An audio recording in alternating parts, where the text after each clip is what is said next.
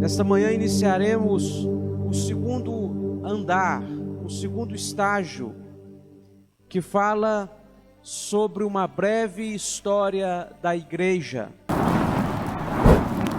Esse segundo nível do discipulado, Esperança para a Alma, contém 13 lições.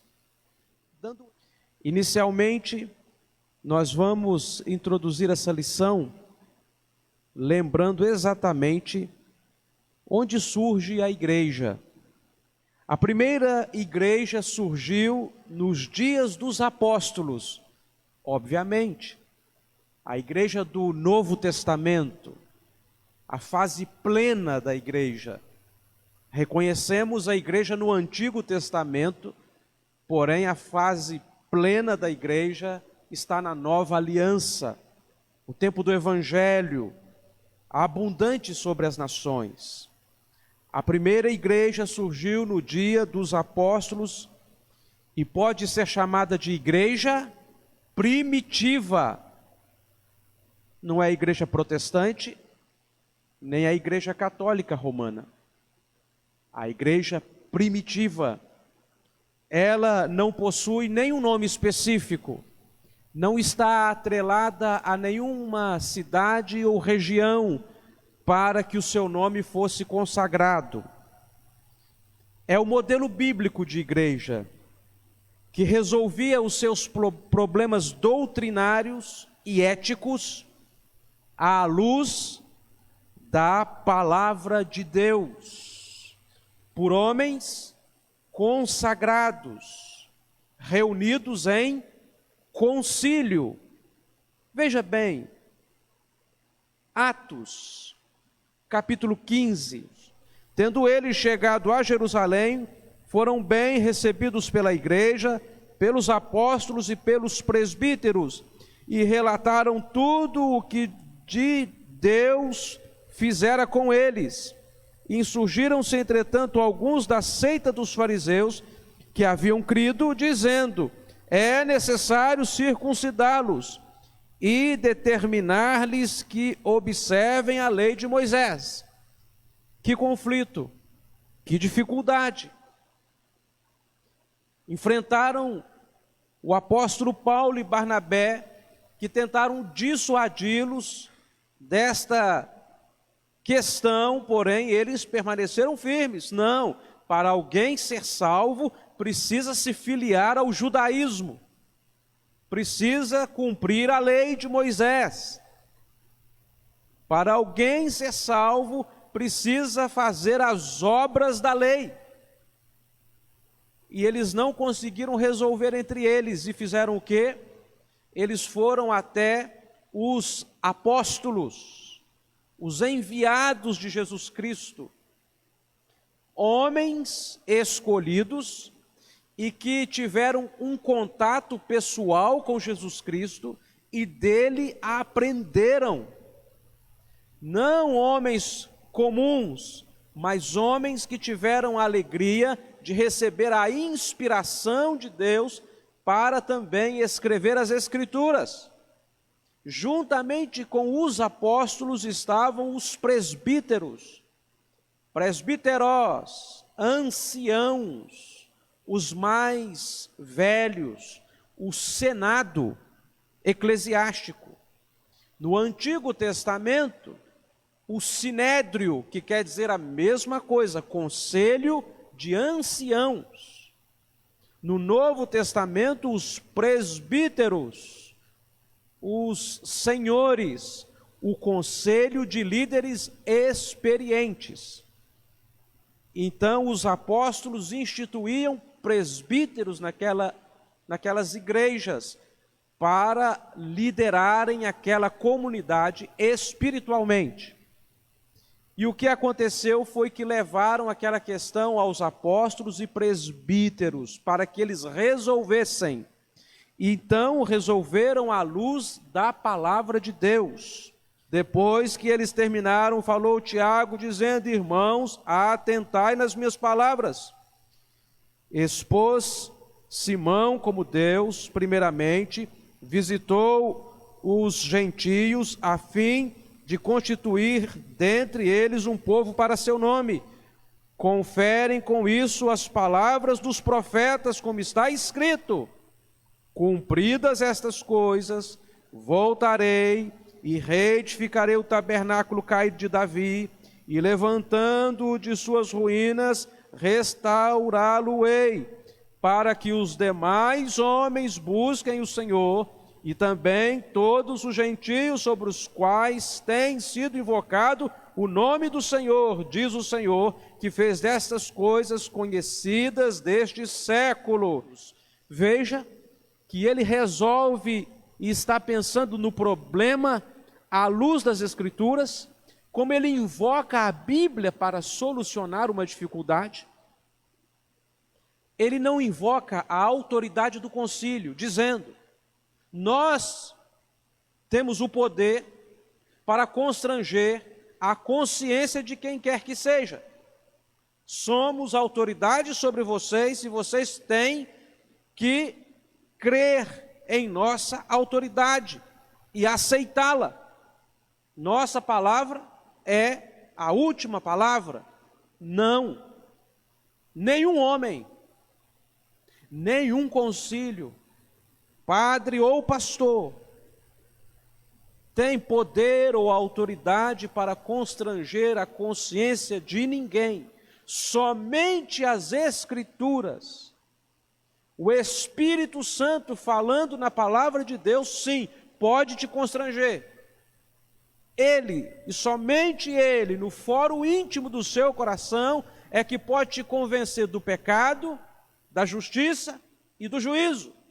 Somente Ele pode te guiar a toda a verdade. Somente Ele pode abrir os nossos olhos definitivamente.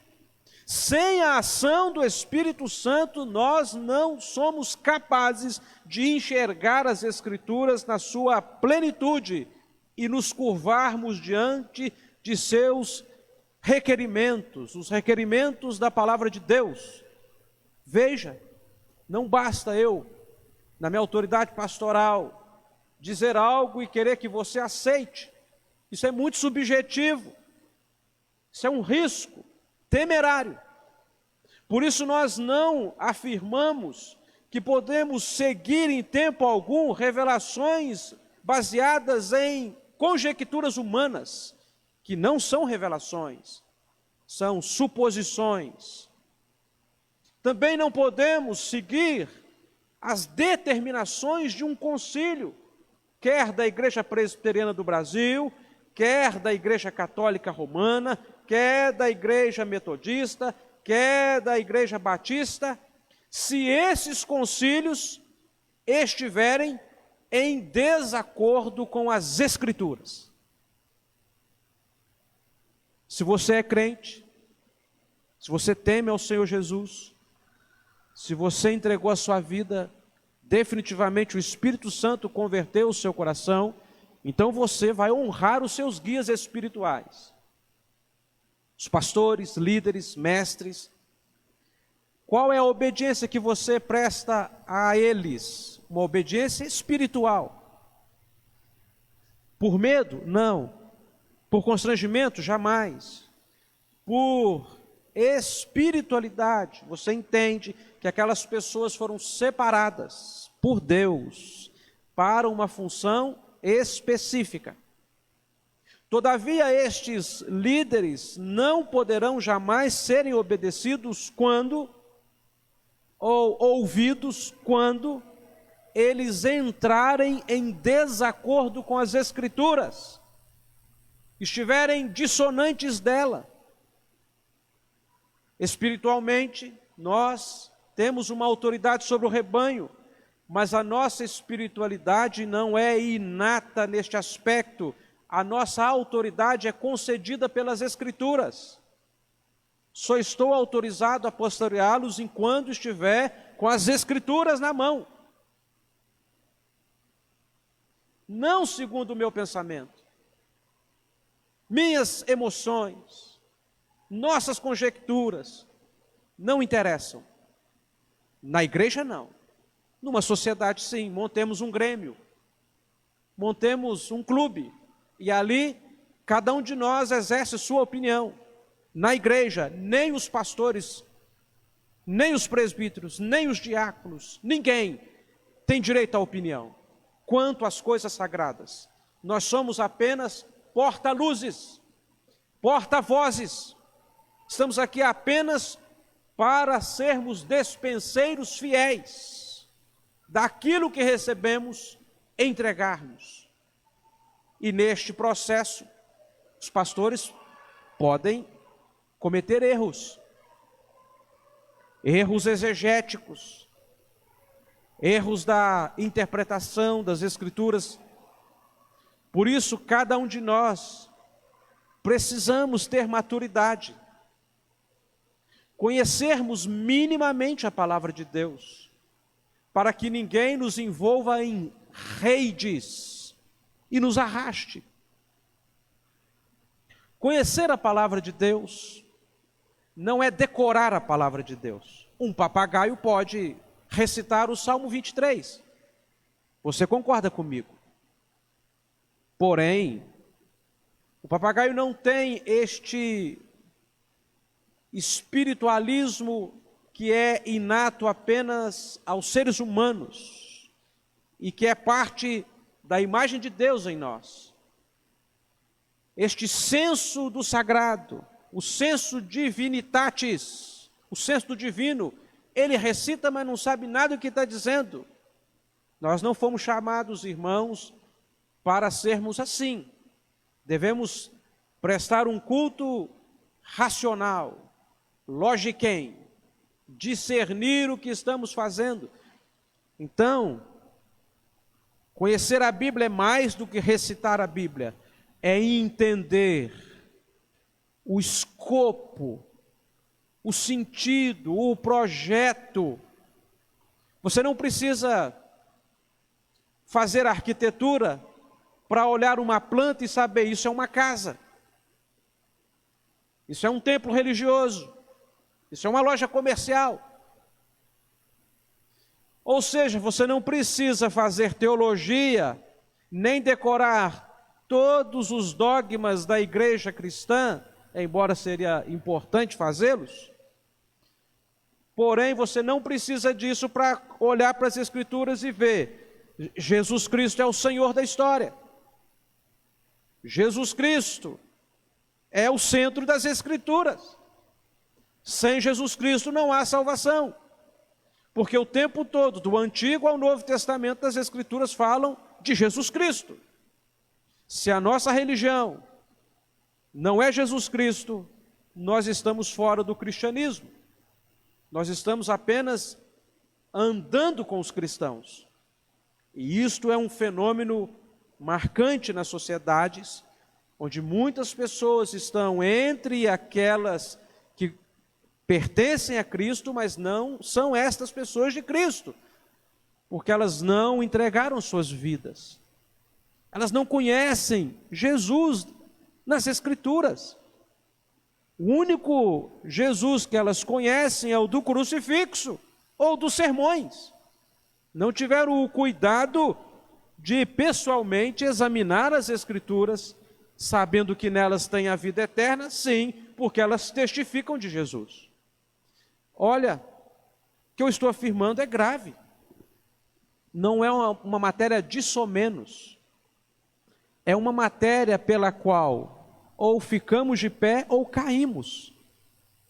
Jesus Cristo, se Jesus Cristo não for o centro da nossa espiritualidade, a nossa religião é um céu sem estrelas, um mundo sem sol, é um campo deserto. Daí, irmãos, não aceitarmos em nenhuma hipótese, na mais remota delas, que alguém sequer ocupe lateralmente com Cristo qualquer autoridade. Não se aceita nas Escrituras. Os apóstolos jamais se sucumbiram a tal indignidade de afirmar que existe algum posto juntamente com Cristo para a salvação dos homens, que existe um representante de Jesus Cristo na terra que não seja a própria igreja. somente Cristo. Ele é o caminho, a verdade e a vida. Ninguém vem ao Pai senão por mim, disse Jesus. Não há outro mediador entre nós e Deus, somente Jesus Cristo. Ele é o novo e o vivo caminho. Todos os rituais do Antigo Testamento foram sombras, símbolos, tipos, figuras, para nos ensinar que Deus, na plenitude dos tempos, enviaria o sacrifício perfeito. Quando João Batista viu Jesus, diz: eis o sacrifício perfeito, eis o Cordeiro de Deus que tira o pecado do mundo. Respondendo à pergunta de Isaac: cadê o Cordeiro, pai? E Abraão disse: Deus proverá. E quando João Batista vê Cristo, ele está dizendo: se realizou, Deus providenciou, eis o Cordeiro. Irmãos, esta mensagem está dizendo que a igreja é apostólica, porque ela foi erguida sobre o testemunho dos apóstolos. Então, nós somos uma igreja, a palavra igreja quer dizer chamados para fora, ekaleus, aqueles que foram chamados para fora do mundo, santificados, uma assembleia. Igreja, os chamados, igreja católica, nós somos igreja católica, mas nós não afirmamos que onde há um bispo há a igreja católica, não. Nós afirmamos que onde há um crente, ali há a igreja católica. É diferente. Nós não estamos dizendo que onde há um líder religioso, ali então está a igreja de Jesus. Nós dizemos que onde houver um crente, seja na ilha mais remota, solitariamente, de joelhos, diante de Deus orando, eis ali um templo erguido ao Senhor. O templo somos nós somos a igreja. Não os pastores, padres e líderes religiosos, não. A igreja é o templo, é o corpo de Cristo. Católique quer dizer juntos, todos. Nós somos apenas um povo, uma única nação, raça eleita, povo de propriedade exclusiva do Senhor, nação santa. Não há divisão étnica, racial, não há divisão sexual entre nós do ponto de vista ontológico de que um é superior ao outro. Não há divisão hierárquica entre nós, que o pastor é superior ao membro. Não. Somos todos servos de Jesus. Todos nós. E quanto maior a função, maior é a função de servo dele também no corpo. O maior lava os pés uns dos outros. Esta é a igreja de Jesus. Às vezes nós encontramos na comunidade pessoas lutando pela liderança, lutando por uma mesa à direita ou à esquerda de Jesus. E Jesus então pega uma toalha e uma bacia e começa a lavar os pés de cada um de nós, se humilhou por nós, dizendo que o símbolo da autoridade cristã não é um cetro nem um trono, mas uma bacia e uma toalha para lavar pés. O maior no reino de Deus é aquele que mais serve, a exemplo de Jesus Cristo. Por isso que se você entrou na igreja para reivindicar, você está no lugar errado. Na igreja não existe reivindicadores. Na igreja não existe abelhas zangões, só abelhas operárias. E a rainha não tem também, é rei, Jesus Cristo. Estamos todos a serviço dele. Neste aspecto, igreja, chamados, todos chamados. Onde tiver um crente, ali está a igreja. Não é onde estiver um bispo ou um templo, mas é onde estiver um crente.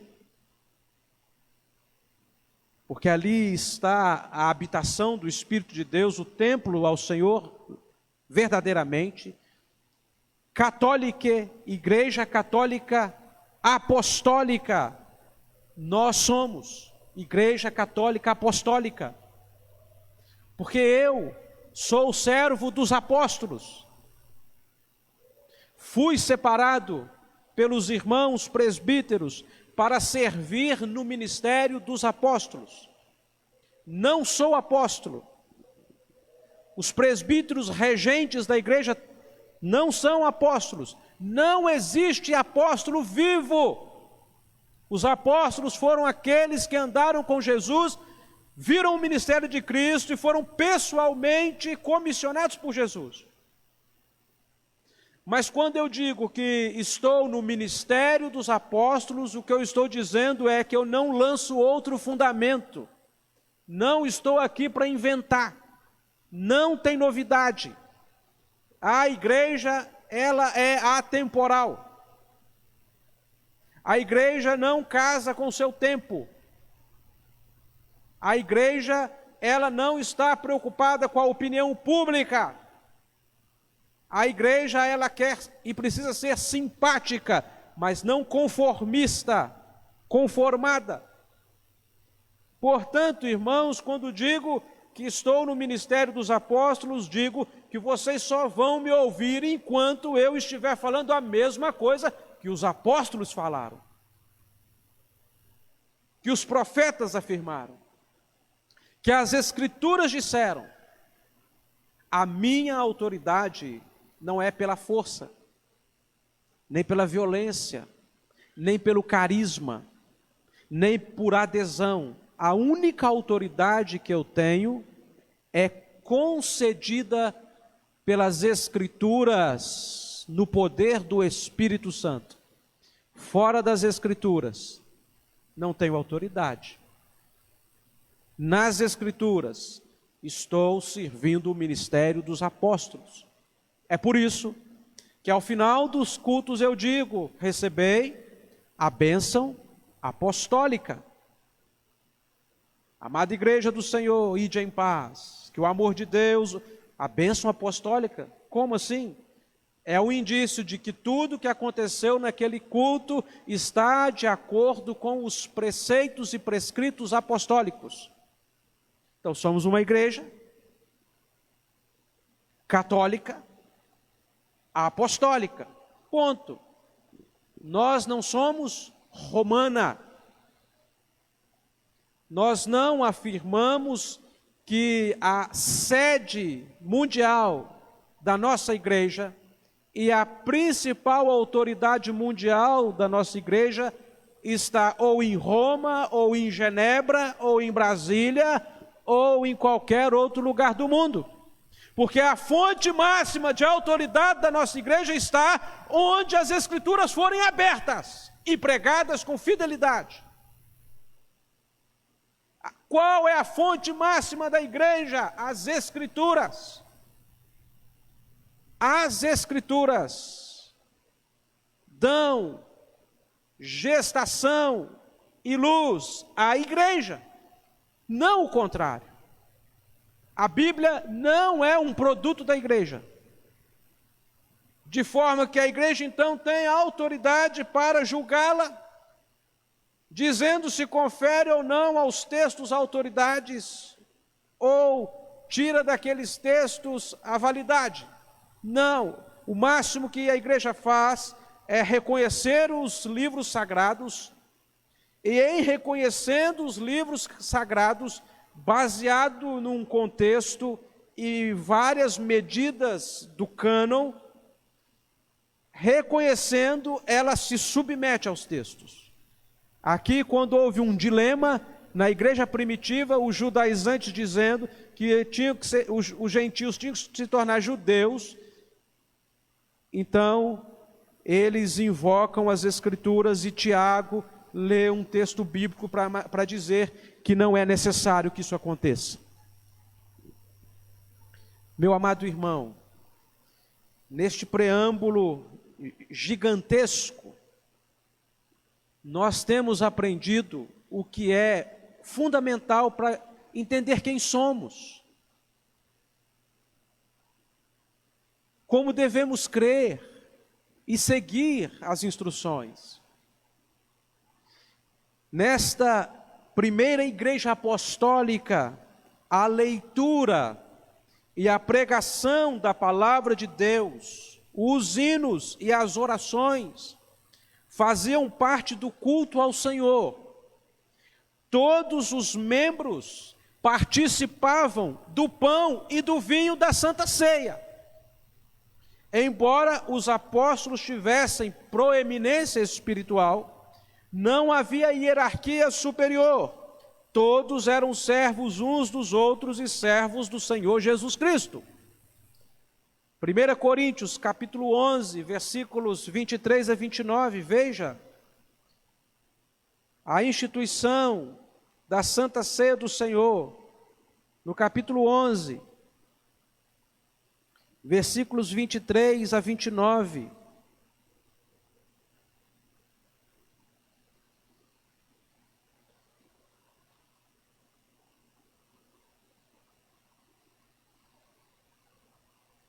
Porque eu recebi do Senhor o que também vos entreguei, ou seja, fui fiel, que o Senhor Jesus, na noite em que foi traído, tomou o pão e, tendo dado graças, o partiu e disse: isto é o meu corpo. Jesus partiu um pão. Jesus estava com o pão na mão partido e dizendo: isto é o meu corpo. É simbólico. Aquele pão continuou sendo pão, partido, rasgado. Se eu tirar a minha aliança aqui e apontar e falar: este é o meu casamento, é símbolo. Não quer dizer que o meu casamento é aquela aliança, e nem que se tornou como aquela aliança, porque Cristo não pode ser ao mesmo tempo corpo segurando o próprio corpo dele. Como isso pode? Não é questão de fé mais, é questão de lógica. Então teríamos dois Cristos, um que fala e o outro que é seguro nas mãos daquele que fala, dois corpos distintos. E você que conhece as Escrituras sabe que só houve uma encarnação. As Escrituras dizem que, tomando o pão, partiu, rasgou e disse: isto, ou assim como é feito com este pão, se fará com o meu corpo, que também será partido por vós. E tomando o cálice, fez a mesma coisa. Este é o cálice da nova aliança no meu sangue. Fazei isto, que todas as vezes o beberdes em memória de mim, porque todas as vezes que comerdes este pão e beberdes o cálice, anunciais a morte do Senhor até que ele venha.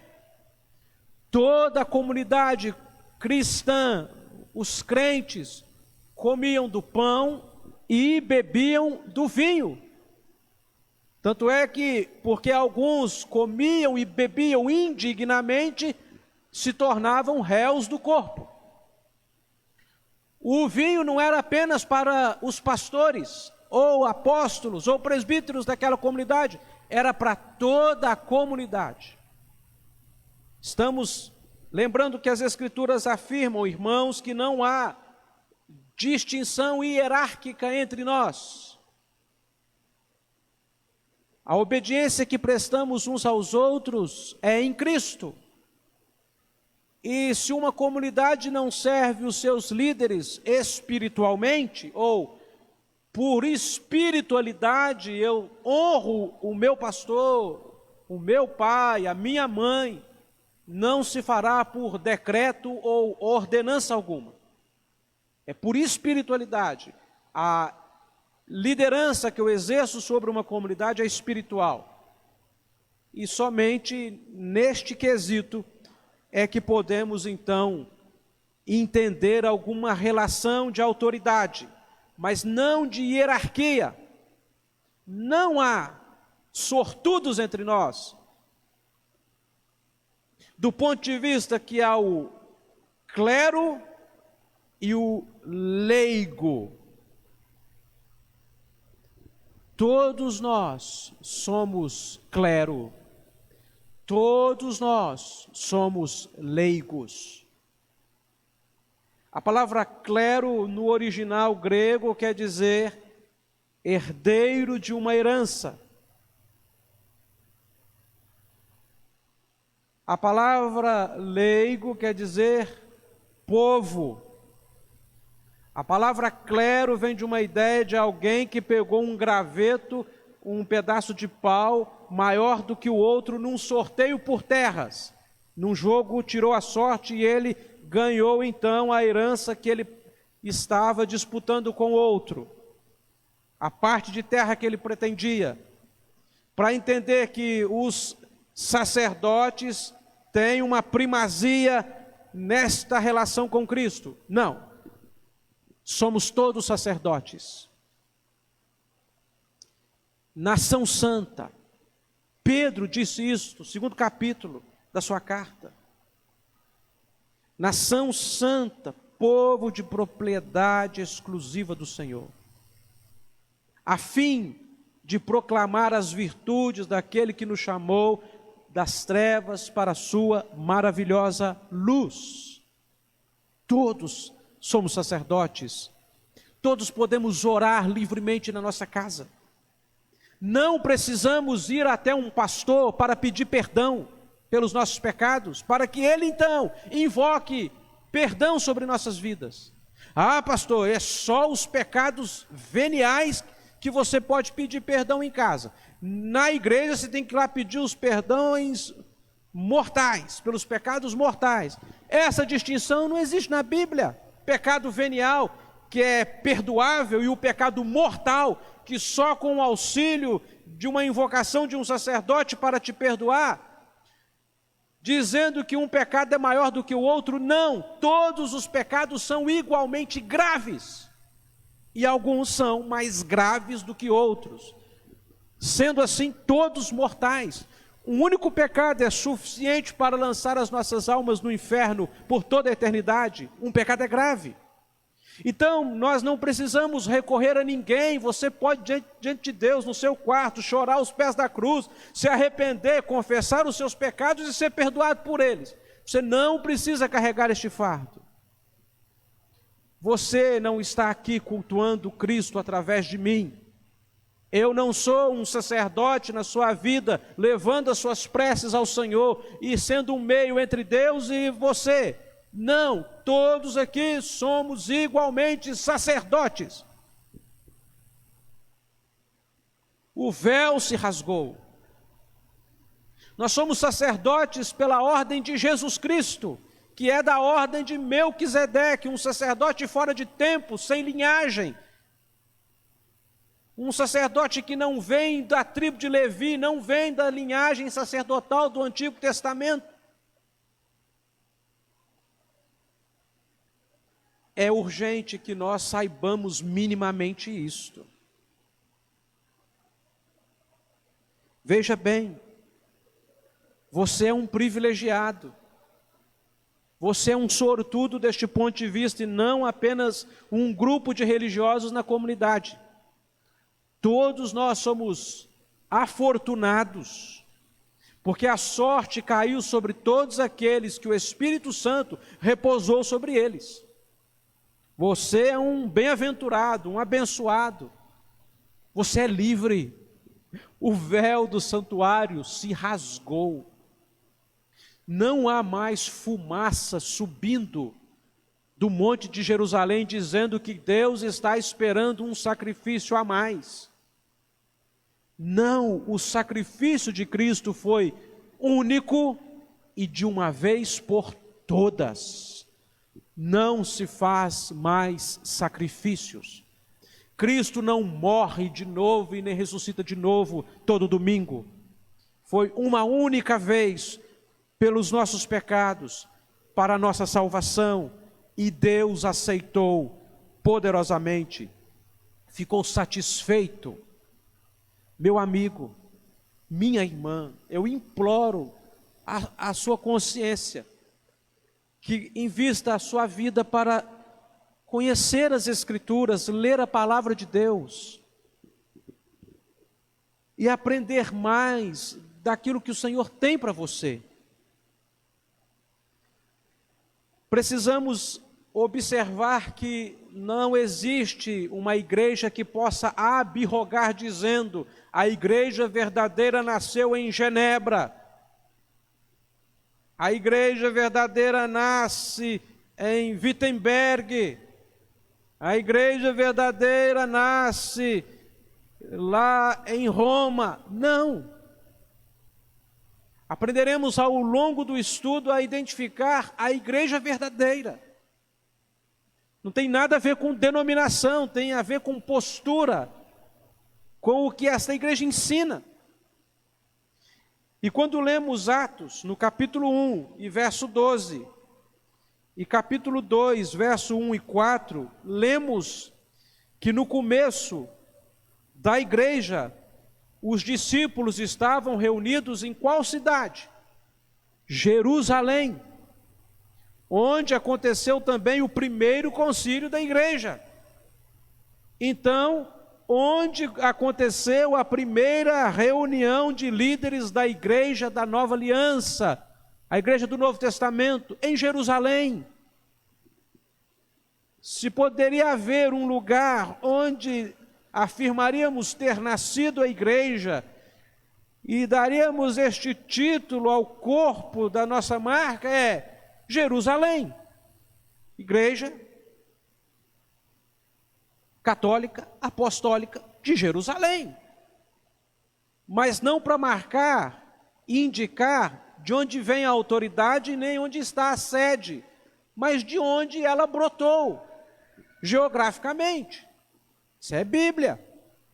Em Atos capítulo 2, versículo 1 a 5, lemos que a igreja do Novo Testamento teve seu marco inicial no dia em que o Espírito Santo foi derramado sobre os discípulos.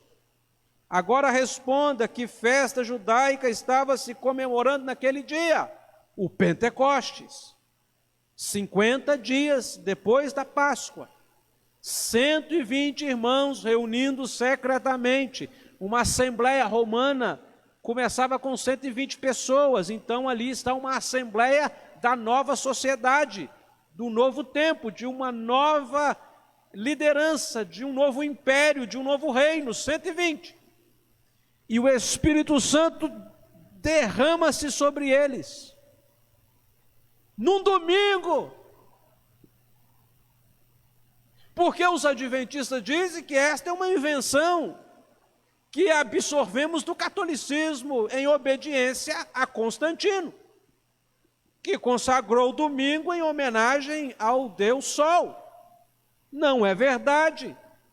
A igreja se reunia no domingo, partia o pão no domingo, de casa em casa, e foi exatamente no dia de Pentecoste, 50 dias depois da Páscoa, que cai num domingo, que a igreja foi inaugurada. Estavam reunidos ali. Perceba, irmãos, que nós não abstraímos a nossa autoridade e confissão nem da história, nem da tradição eclesiástica, nem dos concílios, mas das Escrituras. Se a história estiver com as Escrituras, nós aderimos. Se os concílios falarem o que as Escrituras dizem, nós apoiamos. Se os pastores pregarem a palavra de Deus, nós falamos amém. Mas as Escrituras é o centro, é o fulcro, é o cerno. Por quê? É por preciosismo? Não. Primeiro, porque cremos que ela é inspirada por Deus. E isto nos une. Esta crença é o que nos identifica como cristãos. bíblicos. As Escrituras são inspiradas por Deus. Segundo, porque eu não vou manipular você. Tive um sonho nesta noite. E aí você vai acreditar nesse sonho que eu tive, e a partir desse sonho eu vou governar a sua vida. É isso que você quer? Andar pelas minhas pressuposições e pressentimentos? E aí você também teve um sonho, agora nós vamos brigar. Quem é que teve o sonho do sonho e quem teve? Isso faz com que a autoridade se torne subjetiva dentro de cada um de nós. Então, deste ponto de vista, cada um de nós, epistemologicamente, é a fonte do conhecimento. Essa autonomia, ela não é santa, porque o homem é totalmente depravado, todas as suas faculdades estão afetadas pelo pecado. Então precisamos de uma autoridade fora de nós. E esta autoridade fora de nós são as Escrituras. Elas não se contradizem. Se porventura você encontrou um texto que se contradisse, pode ser que nós não entendemos certo os contextos. As Escrituras são fora de nós. Você pode pegar e eu posso falar aqui, meu irmão, está dizendo aqui, não adulterarás, não matarás. Está aqui. Não é opinião minha nem sua, é Deus falando. Veja que eu estou invocando uma autoridade fora de nós, acima de nós. Certa vez fui atender a um rapaz tentando fazê-lo voltar para casa. Ele saiu de casa. E aí ele virou para mim e falou assim: pastor, estou esperando Deus me falar se eu volto ou não para casa. Eu falei, você não precisa esperar Deus te falar, não, já está escrito nas Escrituras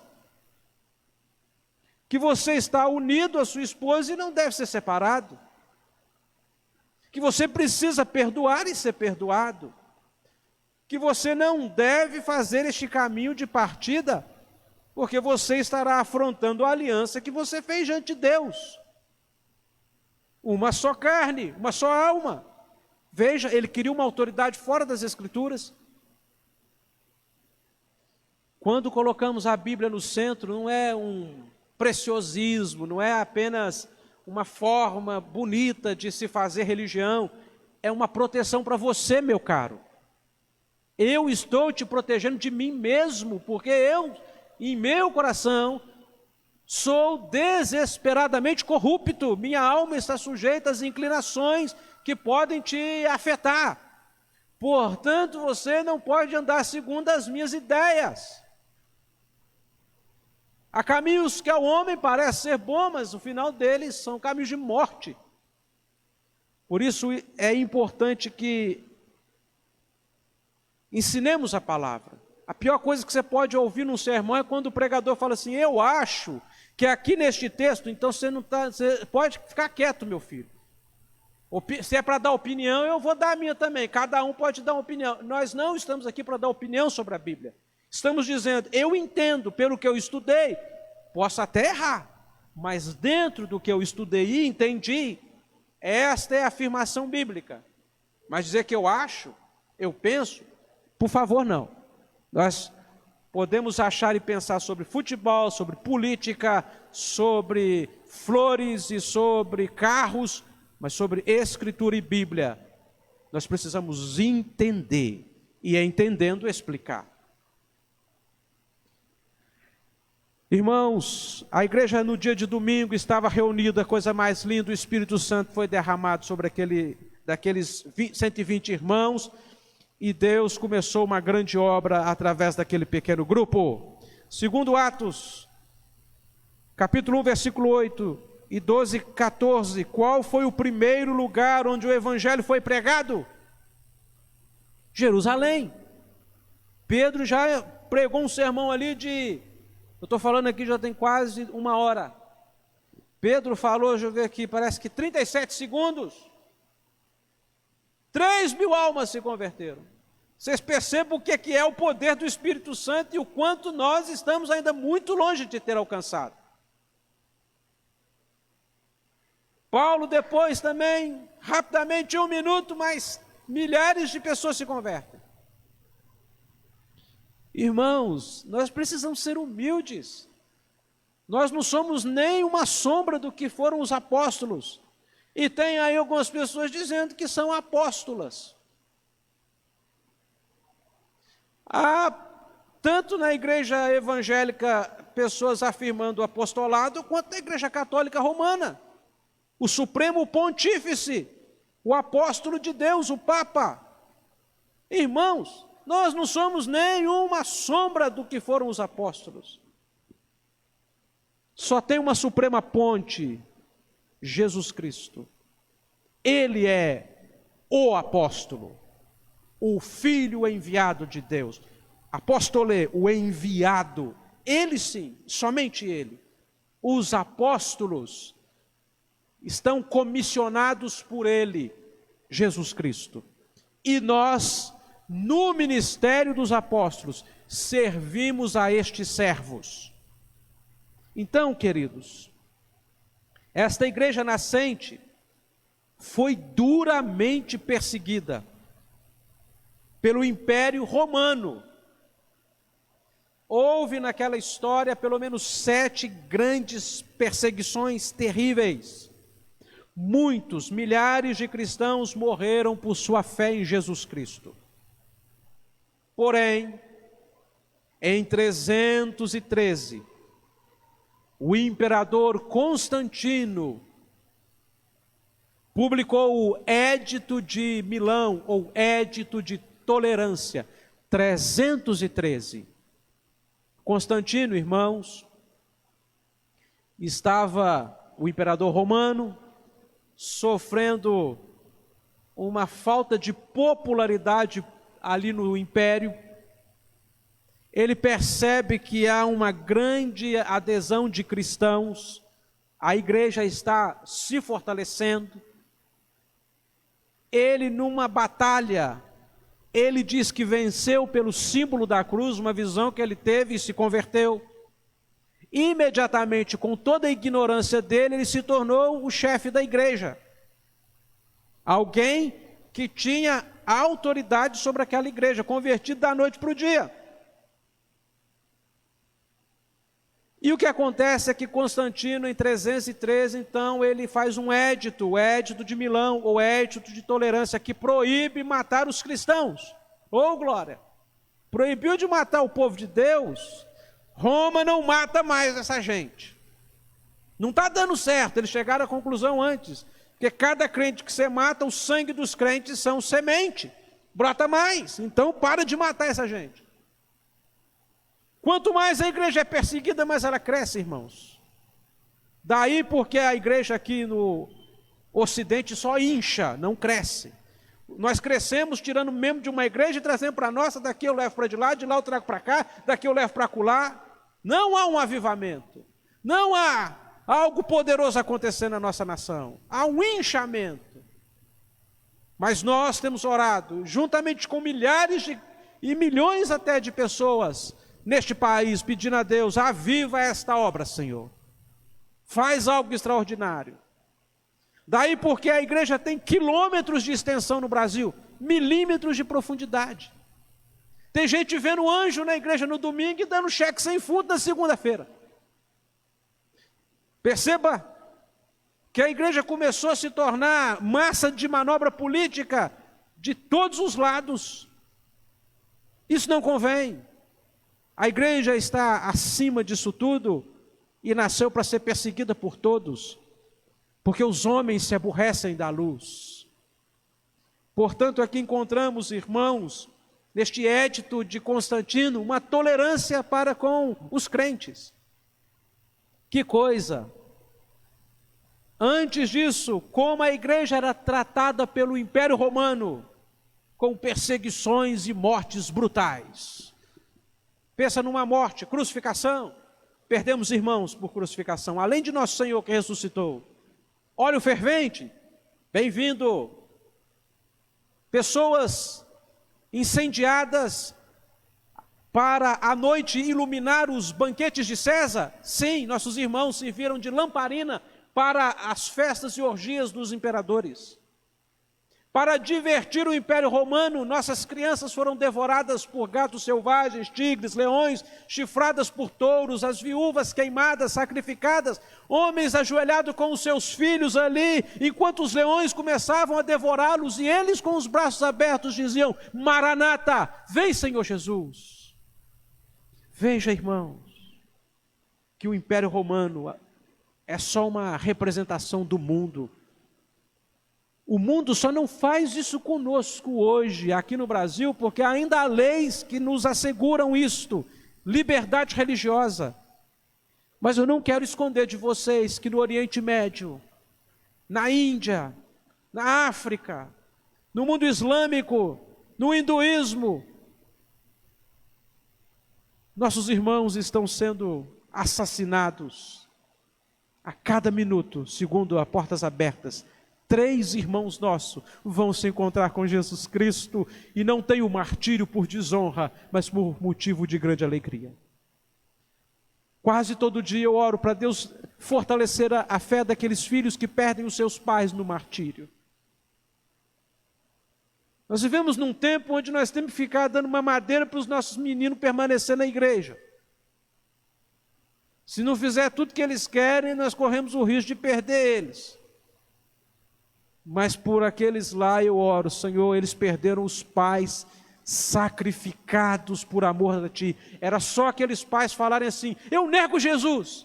E estavam escapes, mas eles confessaram até o último segundo e foram degolados. E os filhos vendo aquilo, e eu imploro: Senhor, não permita que a fé desse menino desfaleça, mas que seja para ele um motivo ainda mais para confessar o Teu nome até o fim. O mundo odeia a igreja, irmãos. Esse papo aí de que o mundo tem sede de Deus, isso não é coisa de Bíblia, não. O mundo é inimigo de Deus, que diz as Escrituras, e não há compatibilidade. Não estou falando do planeta Terra, irmãos, estou falando do sistema do mundo, o pensamento, a forma que ele age. Queridos, se não podia ficar pior, a folga que o imperador Constantino Romano deu para os crentes, começou a fazer com que esses crentes se sentissem muito confortáveis. Então o imperador Teodósio I, no ano 380, estamos caminhando para encerrar, ele então disse que não somente não vamos mais perseguir os crentes, como agora o cristianismo se torna a religião oficial do Império Romano. Aleluia! Parece bom, mas é horrível. Religião oficial do Império Romano, com os seus milhares de divindades. Não, você pode ficar com as suas divindades aqui, mas agora todos terão que se converter ao cristianismo. Ah, mas eu sou servo da deusa Afrodite. Não interessa, quer viver? Eu quero. Então confessa Jesus como Salvador. Eu confesso a Jesus como Salvador. O coração é de Afrodite, mas os lábios temerosos vai confessar a Jesus. E o que aconteceu? Muitas pessoas não convertidas encheram as igrejas, trazendo os seus patuás, as suas crendices, os seus ídolos, as suas visões políticas, as suas ideias fantasiosas. Decreto que obrigava todos do Império Romano a se tornarem cristãos. Então muitos pagãos convertidos à força trariam costumes e práticas de muitas religiões do Império, que contaminaram a pureza da igreja primitiva. Zacarias 4,6 diz: não por força, nem por violência, mas pelo meu Espírito, diz o Senhor. Se o Espírito Santo não converter as pessoas, ninguém pode. Comida de lobo só atrai lobo. João Calvino disse que os pastores têm apenas uma palavra, e com esta uma palavra, ela tanto afugenta o lobo, como atrai o rebanho. É a mesma pregação que faz com que os ímpios não regenerados, não convertidos, não quebrantados aos pés de Cristo fujam, e aqueles que ouçam a voz de Deus se acheguem. Às vezes nós queremos mudar o mundo sendo parecido com o mundo. Isso não vai dar certo. Quando começarmos a atrair gente não convertida para o nosso meio, essas pessoas não convertidas vão afetar as pessoas que estão aqui. A sua menina que você criou com todo cuidado, com todas as instruções do Evangelho. Eu vou atrair um jovem não convertido que vai querer namorar com ela e de repente ele, sem nenhuma instrução, pode fazê-lo desviar e vice-versa. O seu menino, jovem, espiritual, mas eu estou pregando de uma maneira que qualquer pessoa possa vir, não há confrontação, não há uma chamada ao arrependimento, é só um entretenimento. Então aquela menina vem e ela envolve com o seu jovem, com o seu filho. Claro que nós não estamos dizendo que somos melhores e nem piores. O que estamos dizendo é que nós temos propostas diferentes de vida. Estamos dizendo que se eu atrair para o meio da igreja pessoas não convertidas com promessas fantasiosas, eu vou trazer um prejuízo para o rebanho que já luta com força para permanecer no básico da sua espiritualidade. Me parece óbvio do que eu estou dizendo. Parece que não preciso nem tentar provar essa argumentação que já é tão clara. Quero concluir com esta trágica constatação aqui sobre aquele édito de Tessalônica por Teodósio I. O édito de Milão se assinala frequentemente como o fim das perseguições. O édito de Constantino, 313. Quando Constantino se tornou o grande imperador e a igreja passou a gozar de paz em todo o império, mas até que ponto isso deve ser considerado um triunfo? Até que ponto isso foi o início de novas dificuldades para a igreja? É importante assinalar simplesmente o grande desafio a que aqueles cristãos teriam de enfrentar. Perseguidos antes do Édito de Milão, agora recebiam a simpatia do imperador e seu crescente apoio. Então a igreja foi se corrompendo, deixando de ser incomodada pelo império para se conformar com o mundo. O que seria daquela gente cujo Senhor se manifestou como um carpinteiro de vida simples, que tinham como heróis líderes martirizados, sangrados pelo Império Romano, e que agora estavam rodeados de bonança e honrarias? Permaneceria firme em sua fé, ou se sucumbiria diante das tentações dos prestígios sociais? Estas foram algumas perguntas que os cristãos tiveram de enfrentar naqueles dias. Era uma nova estratégia maligna para tentar frear o avanço da igreja do Senhor. E deu certo, sobre este ponto de vista. Você que estaria se preparando hoje para morrer nas arenas amanhã, de repente alguém chegou com a lamparina e falou: paz do Senhor, irmão. Como assim? Não, você não vai morrer não, agora nós tudo aqui somos crente, graças a Afrodite e Vênus, graças a... pensa qualquer divindade aí. Mas você é crente e tem todos... Não, mas aqui pode ser crente e o que você quiser mais. O imperador falou que se quiser viver tem que ser crente. Você é crente e você não vai morrer mais não. Tem um cargo público para você te esperando lá fora. Ah, Você agora é sucesso. Mas eu ia morrer amanhã por Cristo. Rapaz, esquece isso, rapaz, mudou. Agora você não morre mais por Cristo. Agora você é gente nossa e nós estamos no mesmo barco. Nós estamos aí para viver, vamos ser felizes. Aproveita o dia. E você que estava ali em oração e fervor, pensando que ia ser o mártir, agora está lá, descobrindo que a vida longe de Deus tem as suas vantagens. E que vamos viver para ver no que vai dar. Vamos deixar do jeito que está para ver como é que fica, tá bom. Meus meninos estão aí, nós estamos crescendo juntos, estamos enriquecendo, está dando tudo certo, está todo mundo bem. Mas o coração perdeu a alegria, o fervor, a vontade de viver, os sonhos, o desejo de recomeçar. Aqueles irmãos que resistiam tenazmente diante do martírio, agora estavam se sucumbindo diante de uma vida fácil. Isto corrompeu a igreja do ano 313, por toda a Idade Média, do ano 500 a 1500, a Idade das Trevas. Aquela igreja ficou unida com a politicagem do império, lutando por poder. Havia muitos homens de Deus neste período, mas a liderança eclesiástica estava mais preocupada com poder do que com testemunhar no poder do Espírito Santo. E esta agora são cenas da próxima lição.